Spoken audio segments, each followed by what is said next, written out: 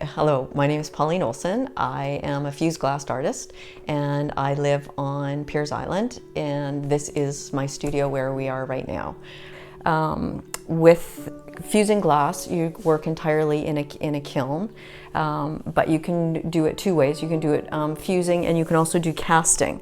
This piece here, the heart, is called glass casting. So I'm firing a bunch of little pieces of glass all at once into a hand-carved mold.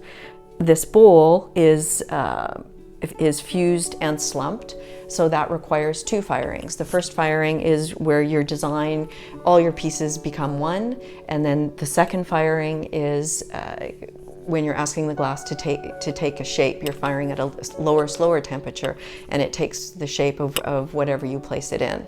But with all glass, you're starting with it hard, cold, cutting to the shape that you want, putting it together, assembling, and then firing in the kiln.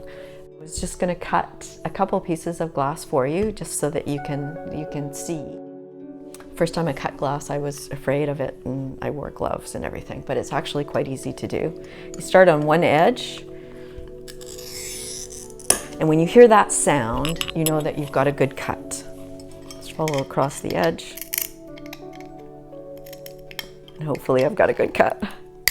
There we go. So you can see a lot of cutting would go into a piece like this with a lot of different colors.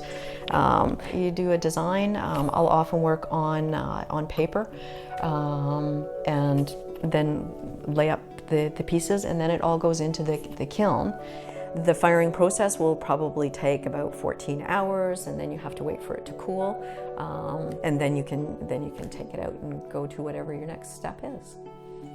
I started doing pottery and the ceramic tile paintings, and I had a ceramic kiln.